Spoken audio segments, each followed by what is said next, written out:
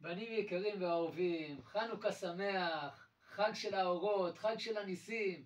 אתם יודעים, הייתה תקופה שאם רק היינו מזכירים את השם מתתיהו בן יוחנן כהן גדול, היינו מרגישים התעלות נפלאה. גם היום אפשר להרגיש את זה. אבל ברבות הימים פגשנו כל כך הרבה צדיקים. מספיק לומר, רבי לוי יצחק בן שרה סשה, ופתאום יכולים לקרות ניסים. עננו, אלוקה דרבי מאיר עננו, ורואים ניסים. אבל אתם יודעים, השנה יש כל כך הרבה קדושה בעם ישראל, שאפשר ממש להרגיש אותה. כל כך הרבה דמויות ואנשים שרק אומרים את השם שלהם, ומרגישים התעלות, מרגישים קדושה, מרגישים ניסים.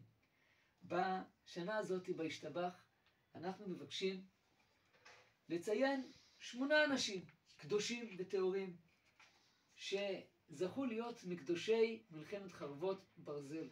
זכו למסור את הנפש של עם ישראל. אנחנו יודעים שהם נמצאים במקום גבוה מאוד בשמיים. ואנחנו בעזרת השם, בהזכרת השמות שלהם, בהזכרת הסיפורים שלהם, בהזכרת המילים שהם אמרו, נוכל גם להרגיש קצת מהקדושה הזאת שהם השאירו כאן בעולם הזה.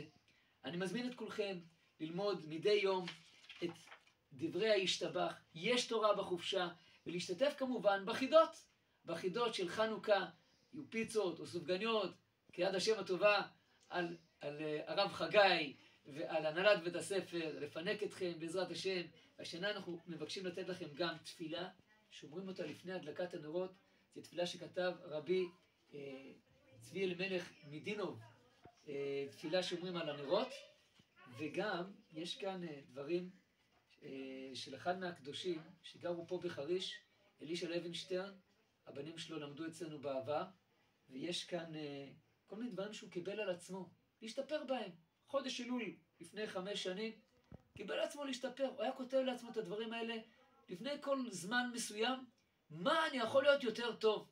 אז בעזרת השם יתברך, גם אנחנו נזכה להיות יותר טובים ועוד יותר טובים ועוד יותר טובים, והקדוש ברוך הוא ישפיע עלינו שפע ברכה ואור, שיהיה לכולם חנוכה שמח.